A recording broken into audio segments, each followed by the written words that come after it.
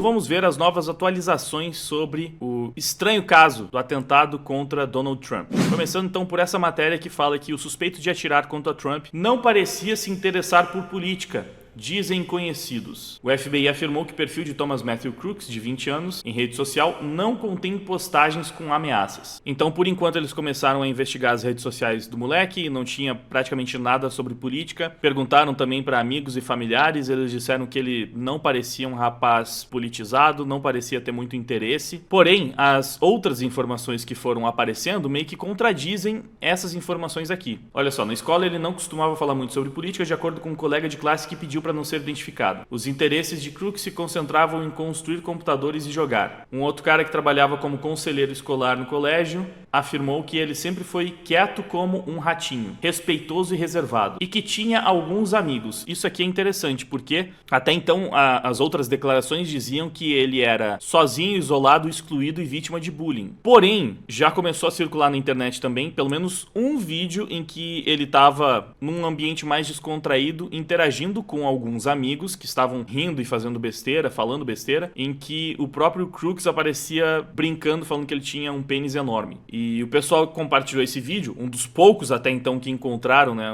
um registro dele num ambiente normal, porque isso não parece casar tanto com a imagem do garoto isolado, excluído, sem amigos e vítima de bullying que até então estavam divulgando na imprensa, né? Afinal, você vê ele lá mais descontraído, falando besteira, palhaçada, todo mundo rindo junto. Tudo bem, existe o grupo dos excluídos e ele pode ter uma relação aí com os amigos desse grupo e ainda assim eles podem sofrer bullying dos outros colegas, ele não faz parte do grupo dos populares. Essa dinâmica não só existe, como é bastante comum, especialmente quando a gente está falando de escolas americanas, né? Com certeza vocês já cansaram de ver coisas assim em filmes e séries. Mas aqui a gente tem alguém confirmando. Ele parecia ser respeitoso e reservado, mas tinha ali alguns amigos. Ó, ele se contentava ocasionalmente em almoçar sozinho. E esse mesmo cara aqui, né, que é um conselheiro escolar, ele disse que as crianças não faziam bullying com ele. Então ele tá desmentindo um outro relato que falava que ele era vítima de bullying. Aqui eu também vou questionar, porque por enquanto o que nós temos são os primeiros relatos, né? Só que constantemente a gente também vê conselheiros escolares, parece que sem conseguir perceber coisas óbvias que estão bem debaixo do seu nariz. Então pra ele nunca ter visto, ou pra ele tá até blindando a escola, né? Porque ele não quer falar, não, né? Na nossa escola rolava bullying, ele era vítima de bullying, a gente não fazia nada.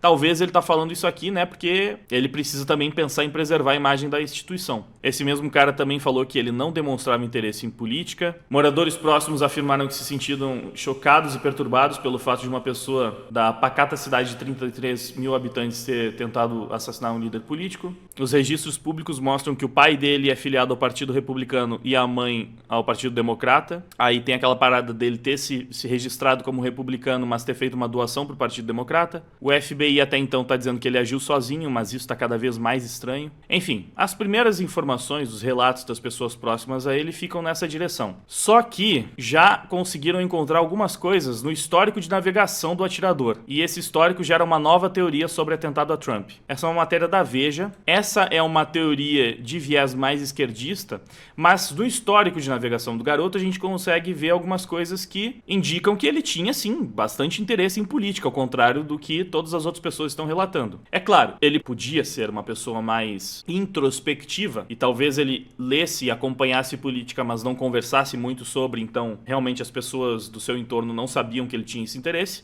Mas ele tinha, porque ó, ele pesquisou, além de outras coisas, um massacre em Michigan, que estão dizendo que ele estava tentando ver formas de executar o seu plano. E ele também tinha feito pesquisa sobre outros influenciadores, outras figuras políticas, na verdade. Os investigadores examinaram mensagens de texto, e-mails, redes sociais e histórico de navegação do atirador em busca de pistas que possam esclarecer o motivo por trás do atentado contra Trump. E aí, quando eles descobriram que ele tinha pesquisado sobre um outro jovem que fez um atentado numa escola, isso reforçou a teoria das autoridades de que o plano de Crooks era realizar um ataque a tiros em massa. E o evento de Trump era apenas a oportunidade mais próxima. Essa é uma teoria bastante estúpida, ao meu ver, né? Por isso que eu falo, isso aqui é uma teoria com viés mais de esquerda. Porque eles estão dizendo que como ele tinha pesquisado um massacre e ele também pesquisou coisas sobre o Biden, ele só queria fazer um atentado. E por um acaso ele fez contra o Trump. Sim, acreditem se quiser, essa é uma narrativa que estão tentando emplacar dentro de veículos mais à esquerda. Ele não atirou no Trump porque ele tinha algo contra o Trump.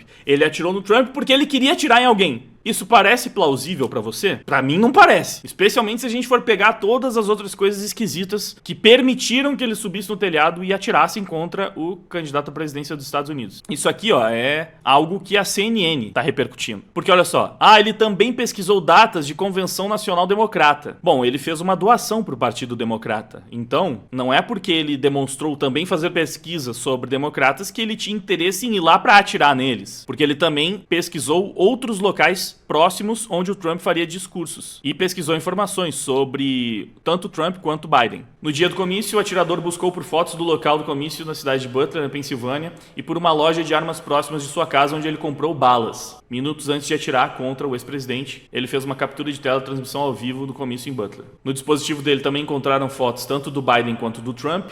Lembrando, esse era um garoto que estava todo mundo dizendo que não se interessava por política, mas no celular dele tinha várias pesquisas sobre política, fotos de políticos, também tinha imagens de outros políticos como o líder do Partido Democrata da Câmara, que é um democrata, o líder do Partido Democrata, obviamente ele é um democrata, mas também tinha o presidente da Câmara, que é um republicano. Então, ele tinha fotos de políticos dos dois lados. Só que, ao que estão explicando até então, não estão conseguindo encontrar um motivo claro pelo qual ele fez esse atentado. Por isso estão especulando que ele só queria fazer um atentado e, pro azar do Trump, foi contra ele. Uma outra coisa que descobriram nos últimos dias: o pai do atirador de Trump ligou pra polícia pra falar do filho antes do atentado. Olha, mais uma coisa esquisitíssima, né? Mais um relato que se soma às várias informações que a polícia e o serviço secreto já haviam recebido e que foram completamente ignorados até o momento do tiro. Não está claro quando a ligação foi feita, mas foi antes de Thomas Matthew Crooks abrir fogo na direção de Trump. Segundo Fox News, os pais do atirador afirmaram às autoridades que estavam preocupados porque o filho havia desaparecido sem qualquer aviso prévio. O FBI confirmou que Matthew, que é o pai,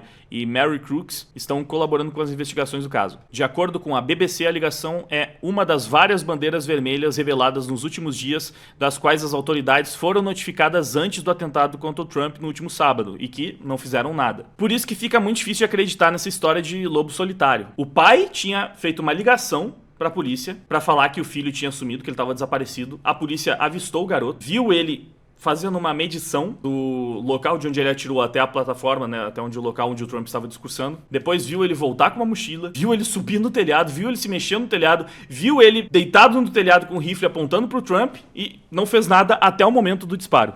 O jornal americano analisou vídeos e fotos feitos por apoiadores do candidato à presidência dos Estados Unidos, além do áudio do comício que constatou que a polícia foi alertada sobre o atentado poucos minutos antes do episódio. Uma testemunha chegou a falar para a BBC que alertou os agentes antes dele ter subido no telhado, né? E a gente chegou a ver essa reportagem em outro vídeo aqui da cobertura. E, inclusive, uma nova informação que foi disponibilizada depois é que esse telhado aqui, onde ele se posicionou para atirar no Trump, era simplesmente o telhado de uma base de operação do serviço secreto. Então, sabe quando o pessoal ficou questionando por que não tinha agentes do serviço secreto nesse telhado também? Então, deram uma explicação para isso, uma explicação péssima, por isso que eu coloquei entre aspas. Disseram que não tinha nenhum agente do serviço secreto porque esse telhado era muito íngreme e era arriscado, não era um lugar bom para deixar os snipers do serviço secreto posicionados. Eu não sei se a gente vai ver daqui a pouco mais uma vez as imagens dos snipers do serviço secreto, mas se você observar essas imagens, você vai ver... Editor, coloca na tela aí.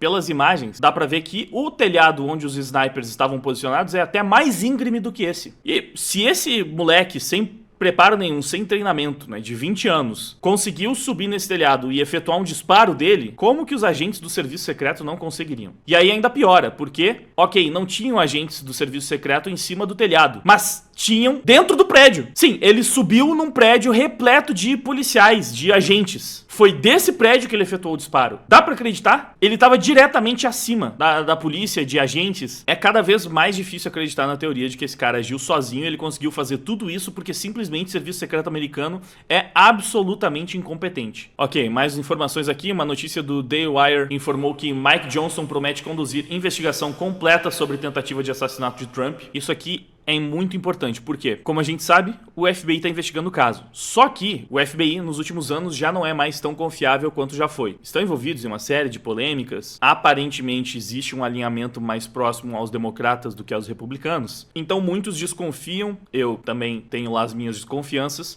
de que o FBI não vai conduzir a investigação da melhor maneira. Por isso é importante saber que o Mike Johnson também prometeu conduzir uma investigação sobre esse caso. Quem é Mike Johnson, então, você me pergunta?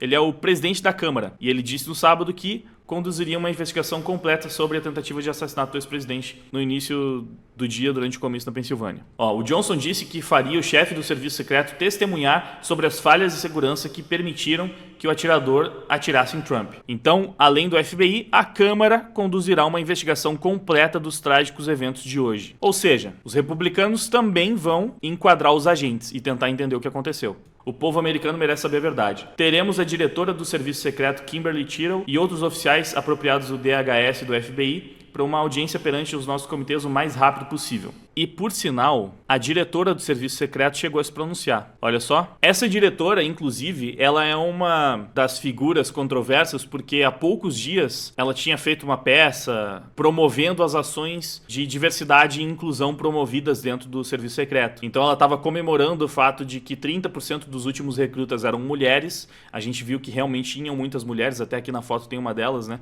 Tinham muitas mulheres trabalhando nessa operação de proteção ao Trump e elas foram péssimas, lastimáveis, isso também já foi mostrado aqui em outro vídeo da cobertura. Então, é a mesma pessoa. Foi ela que falou toda orgulhosa, nossa, tá cheio de mulher no serviço secreto agora. Ironicamente, nas aparições posteriores de Trump, onde disseram que iriam reforçar a segurança do serviço secreto, só tinham homens trabalhando na segurança dele agora. Só homens. Por que será que na hora de reescalar um time, foram as mulheres que rodaram? Será que é porque uma vez que ele sofreu uma tentativa de homicídio, eles entendem que precisam colocar agentes realmente competentes para trabalhar na segurança dele e nessa seleção o time de diversidade acabou ficando de lado? Como é que você pode se preocupar em exaltar ações de diversidade num trabalho onde, se houverem falhas, pessoas das mais importantes da maior democracia do mundo vão morrer? É sério que a preocupação do serviço secreto precisa ser em ter cada vez mais mulheres, sei lá, PCDs também trabalhando? Não dá pra você escalar um time de agentes pra fazer a proteção de um candidato à presidência dos Estados Unidos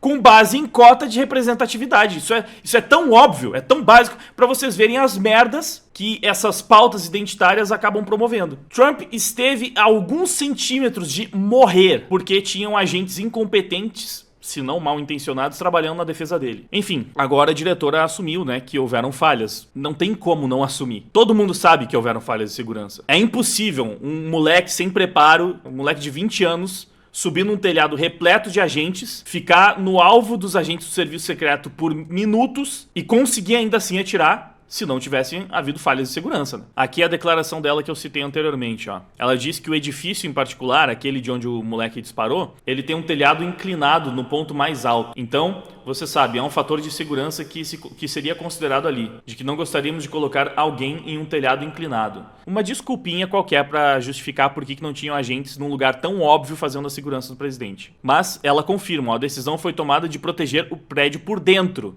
Então, a própria diretora do serviço secreto confirmou que os agentes estavam dentro do prédio onde o moleque subiu e efetuou o disparo. Mas trabalharam bem, hein?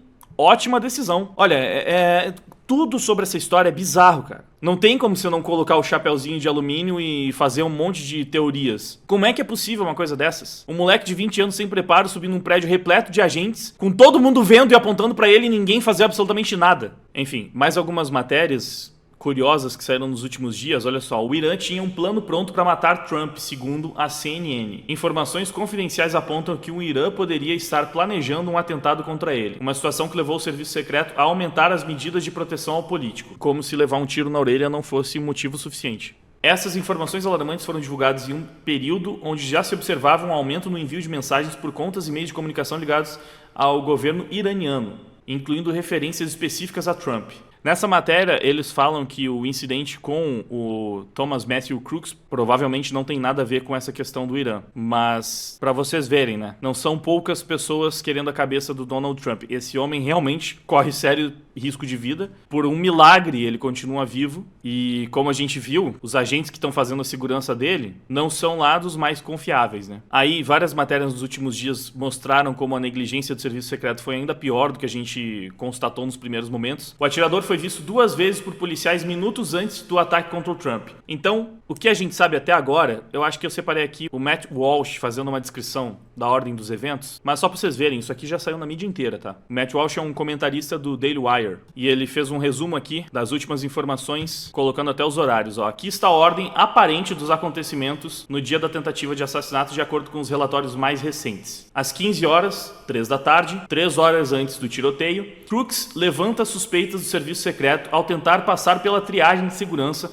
com um telêmetro. Esse telêmetro é uma ferramenta utilizada por atiradores para medir a distância do local da medição até o alvo que se pretende atingir. Isso é utilizado para que você saiba como regular o seu rifle. Ele tem uma regulação que, enfim, você precisa saber mais ou menos a distância para saber o quanto que a bala deve cair e também para você saber, né, na velocidade que ela vai cair, qual vai ser mais ou menos a curvatura dela para você ajustar isso na sua mira. Então, para isso você precisa saber exatamente a que distância você está do alvo. Nada suspeito, né? Num comício do Trump aparece um jovem medindo a distância dele com um telêmetro usualmente utilizado por atiradores, por snipers, para efetuar um disparo mais preciso. Então, 3 horas antes do disparo, o serviço secreto já sabia que esse moleque que era suspeito e que ele provavelmente pretendia atirar no Trump. Ele agora está no radar da equipe de segurança, mas ninguém detém ele. Por volta das 17 horas, 1 hora antes do tiroteio, Crooks é capturado em um vídeo por um participante do comício vagando desconfiado pelo prédio que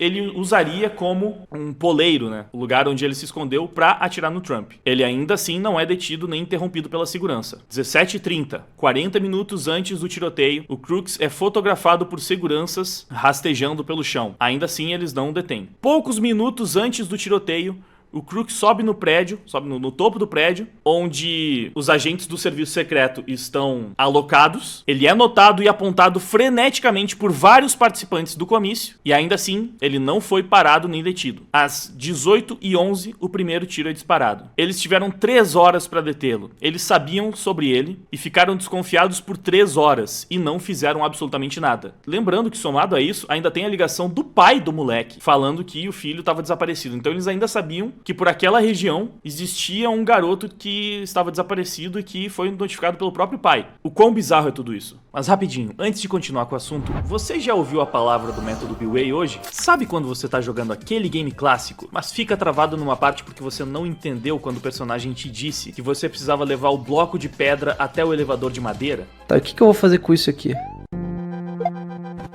Bom, não era pra ter feito isso. Pois é. Eu também já passei por isso. Horas e horas preso em um puzzle fácil que uma criança americana de 8 anos resolveu em 5 minutos. E quando você quer ler aquele livro, HQ, ou até mesmo assistir um filme underground, mas não encontra uma versão em português em lugar nenhum. Fora todas as vezes que você já se emocionou pra caramba com uma música até descobrir que a letra falava sobre as hemorroidas do tio do vocalista. Ok, talvez não tenha acontecido bem desse jeito, mas você já sabe onde eu quero chegar. Com o curso de inglês mais vendido da plataforma Eduz, você nunca mais vai passar por nada disso. E é claro, ainda vai completar o seu currículo com uma das coisas mais importantes da atualidade. O inglês é praticamente a língua universal. Se um dia você quiser sair do Brasil, o inglês é o mínimo que você precisa dominar. Então, se você já tá há tempos prometendo que finalmente vai aprender um novo idioma, é hora de parar de enrolar e investir de vez na sua educação. Com o meu link que tá ali embaixo na descrição, você garante R$200 de desconto e, é claro, ainda ajuda a patrocinar esse belíssimo canal. E convenhamos, se você tá aqui assistindo até a inserção publicitária, é porque você gosta mesmo do meu conteúdo. Ou seja, é um negócio em que todo mundo ganha, todo mundo sai feliz. Agora sim, bora voltar pro tema do vídeo. Bem, conforme eu também mostrei no último vídeo da cobertura, vários especialistas estão questionando a abordagem do serviço secreto. Aqui a gente tem mais uma matéria mostrando isso. Ex-agentes questionam o serviço secreto sobre atentado contra Trump. Especialistas levantam o motivo do telhado onde o atirador estava não ter sido protegido com antecedência e se o órgão tinha alerta sobre o homem. Como a gente já viu, sim, eles foram mais do que alertados e ainda assim eles não fizeram absolutamente nada. E aqui eu separei mais uns comentários do Matt Walsh, porque eu acho que ele conseguiu sintetizar muito bem o quão estranho também é todo o álibi do moleque que atirou no Trump, sabe? Ele é convenientemente um fantasma. Isso aqui foi quando falaram que ele era um republicano registrado, né? Que ele se registrou pra votar. Eu já expliquei nos outros vídeos que isso é uma estratégia de democratas, então não é uma confirmação de que ele é republicano, mas é tudo muito suspeito. Então ele se registrou como republicano, não tem amigos, ninguém sabe nada sobre ele não tem redes sociais. Esse é o trabalho de limpeza mais rápido que já vimos. Nunca nos contarão a história completa, nem mesmo a história parcial. E aí veio, acho que é a melhor publicação do Matt Walsh sobre esse caso, em que ele diz: Aqui está a história oficial até agora. Um jovem aleatório de 20 anos, agindo completamente sozinho, andou a 150 metros de um comício de campanha presidencial com um rifle, subiu num telhado à vista dos atiradores do serviço secreto, preparou o seu tiro e disparou sem ninguém intervir e sem a ajuda de ninguém. Esse jovem de 20 anos também é tão politicamente radical a ponto de tentar assassinar uma figura política, mas ele não é radical o suficiente para ter postado qualquer comentário ou para ter qualquer publicação sobre qualquer político que seja em qualquer site de mídia social em toda a sua vida. Pra mim, isso é uma das coisas que mais chama atenção. A gente viu que ele fez pesquisa sobre vários políticos. Ele fez pesquisa até sobre atentados. Mas, estranhamente, ele não tem amigos, ninguém sabe nada sobre ele. Algumas pessoas começaram a falar agora algumas coisas, mas totalmente inconclusivas. Ele não tem nenhum interesse sobre política, não tem rede social. Nas que ele tinha, nunca teve nenhuma publicação com teor político. Então, ele era radical bastante pra dar um tiro no Trump, mas não radical bastante pra fazer um único comentário político. Parece totalmente natural. Ele também não escreveu nenhum manifesto, não deixou nenhuma indicação sobre o porquê fez isso. O seu último e único ato político, antes de tentar matar um candidato republicano, foi registrar-se como um republicano. Eu não diria que foi o único e último, porque antes disso ele fez uma doação para o Partido Democrata. Então, esse foi o primeiro ato político dele registrado até então. Mas não é muito curioso e conveniente, né? Mesmo que ele não tenha feito registro como republicano para votar nas primárias tentando tirar o Trump, não parece totalmente, assim, aqui no Brasil teve uma coisa engraçada também, né, o Adélio Bispo teve um registro de entrada na Câmara dos Deputados, alguma coisa assim, na mesma hora que ele cometeu o atentado.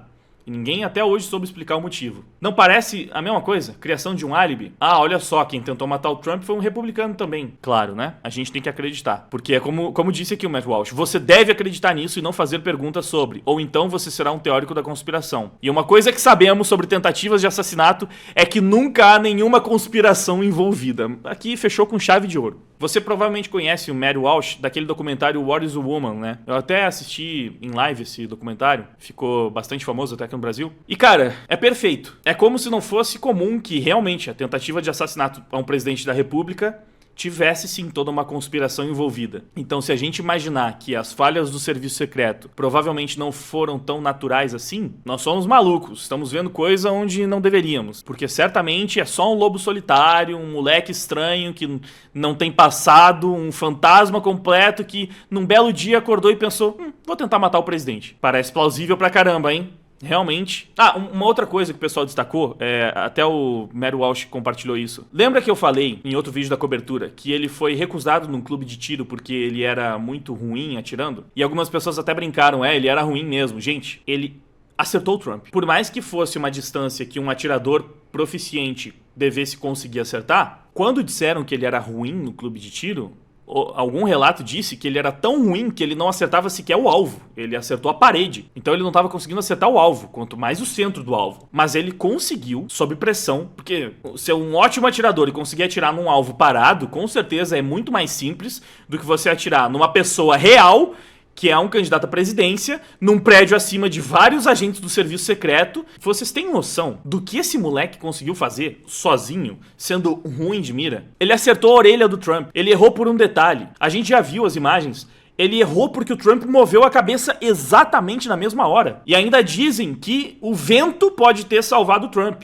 Pode ter mudado o suficiente a direção da bala para que ela não atingisse, para que ela pegasse raspão na orelha do cara. O tiro do Matthew Crooks foi excepcionalmente bom para um moleque sem preparo e que sequer era capaz de acertar um alvo imóvel. Ele acertava a parede quando ele tentava. Ele foi lá, mediu a distância com o telêmetro, preparou tudo e ele não foi bem sucedido por muito pouco.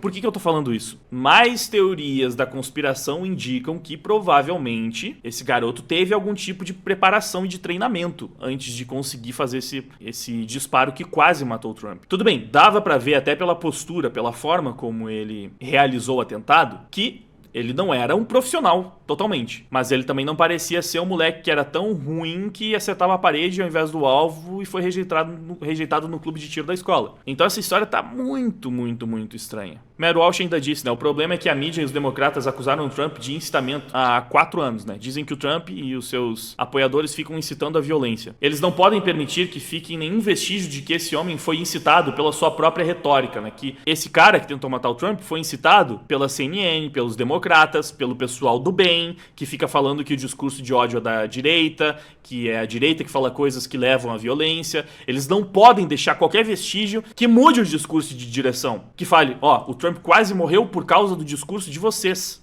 Isso pressupõe que a coisa toda não foi um trabalho interno, o que não é uma suposição segura nesse momento. No caso, afirmar que ele agiu como um lobo solitário e que ninguém agiu para permitir que ele desse esse tiro. Essa história tá realmente muito esquisita.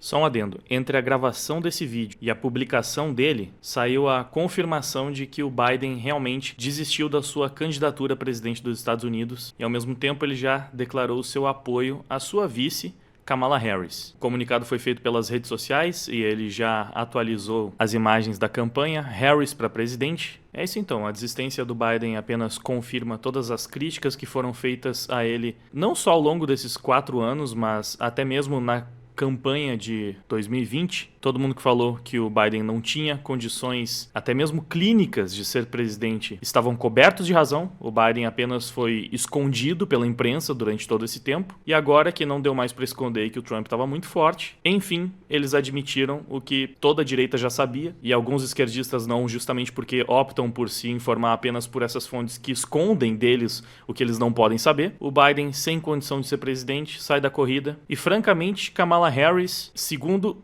pesquisas que geralmente são tendenciosas para o lado da esquerda, também não tem condição de vencer o Trump nessa eleição. Inclusive, as pesquisas indicavam que a Kamala se sairia até pior do que o próprio Biden. Isso porque ela é uma política bastante controversa, ela é até mais radical, mais woke, mais identitária do que o Biden. E no momento em que o mundo inteiro está super cansado dessa ideologia, colocar a Kamala Harris é praticamente pedir para perder. Não que os democratas tivessem muitas chances, né? Especialmente depois do atentado. Então, com essa informação, se o Trump já estava praticamente eleito antes, agora só mesmo um escândalo sem precedentes pode tirar a presidência dos Estados Unidos da mão dele. Feito o adendo, vamos voltar pro vídeo. Enfim, só para concluir, os últimos desdobramentos desse caso nos levaram para essa direção. Barack Obama sugere que Joe Biden deve reconsiderar a candidatura à reeleição, diz um jornal. E o jornal em questão foi o Washington Post. Olha, já faz tempo que os democratas estão querendo tirar o Joe Biden da corrida porque perceberam que ele tá fraco, que não tem a menor chance de vencer o Trump. O problema é que uma pesquisa recente disse que nenhum democrata tem chance de vencer o Trump, com exceção talvez da ex-primeira-dama Michelle Obama. Detalhe, tá? Essa mesma pesquisa que indicava que a Michelle Obama venceria o Trump foi uma pesquisa que dava a situação do Biden com o Trump como um empate técnico. Então, praticamente todas as pesquisas atualmente que costumam ser enviesadas para a esquerda, elas indicam que o Trump vai vencer até com uma boa margem de vantagem. Essa pesquisa em questão falava que até então o Trump e o Biden estavam empatados, ou seja, já era uma pesquisa bem favorável ao Biden, uma pesquisa que ia na contramão de todas as outras, que provavelmente já são favoráveis ao Biden, então a gente imagina que essa pesquisa estava mais enviesada do que a maioria. E foi essa pesquisa que diz que a Michelle Obama seria capaz de vencer o Trump. Então não dá para acreditar completamente que sequer ela teria realmente chance. E isso foi antes do atentado. Depois desse atentado, eu me pergunto, de que adianta tirar o Biden? Eles vão só queimar outro democrata. Não tem um nome forte o suficiente para enfrentar o Trump. Não tinha antes. Depois do atentado, menos ainda. E a própria Michelle Obama tinha dito que não queria.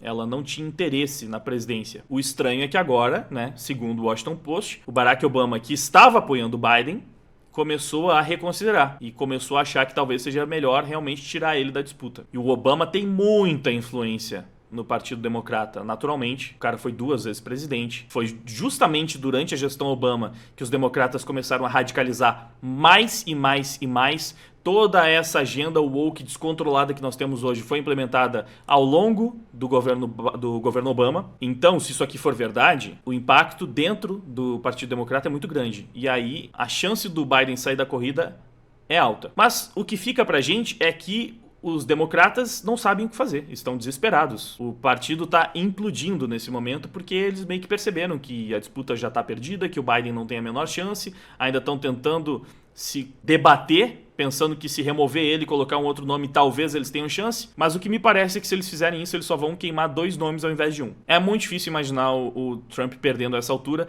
especialmente com essa notícia que eu vou deixar aqui para fechar o vídeo. Elon Musk doará 245 milhões para a campanha de Trump. por mês, tá? 245 milhões de reais por mês, ó. A quantia seria mensal, destinada ao grupo político que apoia o republicano. O Elon Musk disse que planeja comprometer cerca de 45 milhões de dólares por mês para um supercomitê de ação política que apoia a candidatura presidencial do ex-presidente Donald Trump, segundo noticiou o Wall Street Journal. Ao mesmo tempo em que as doações para o Partido Republicano e para a campanha do Trump dispararam, mesmo sem a ajuda do Elon Musk, mas com a ajuda do Elon Musk o negócio ficou completamente desproporcional, do outro lado os democratas estão tendo dificuldades em captar recursos. Eles não estão conseguindo mover grandes quantias para promover a campanha do Biden. O que mais uma vez mostra que, no fim das contas, o mercado tá bem mais para a direita, né? É muito estranho a gente ver essa discrepância toda no financiamento de campanha dos dois principais políticos dos Estados Unidos e perceber que quando a gente vai falar pro marketing, pra mídia, pro entretenimento, é o total oposto, né? A direita praticamente não recebe financiamento enquanto a esquerda fica com toda a fatia do bolo. Com todas as fatias. Talvez isso aqui seja mais um indicativo pro mercado de que eles estão fazendo merda ao moldar toda a sua visão econômica e comercial sob o prisma da ideologia dos democratas, a ideologia woke, o identitarismo. Essa eleição, meus queridos, ela pode ser absolutamente decisiva e determinante para a direção do Ocidente nos próximos anos. Se o Trump vencer, as coisas podem mudar muito, mas muito mesmo, nesses 4 anos que virão. E a gente vai ter 2 anos de Trump até a eleição para o próximo presidente aqui no Brasil. O que pode mudar muito o cenário das eleições nacionais também. Então, nesse momento, graças a Deus, Trump sobreviveu ao atentado contra a sua vida e as notícias estão cada vez mais positivas para a direita ocidental. Essas são as atualizações do caso. Assim que tivermos novas informações relevantes, podem ter certeza que eu vou continuar trazendo aqui para vocês. Eu vou preparar também um vídeo mostrando a linha de ação planejada pelos republicanos para o próximo governo do Trump. Então já se inscreve no canal para não perder esse conteúdo. Dá uma olhada nos links ali da descrição. Aproveita para garantir a sua assinatura do Método BWay, o melhor curso de inglês da internet, porque tá com uma promoção muito especial. Até o final de julho, vocês usam o meu link ali da descrição e o cupom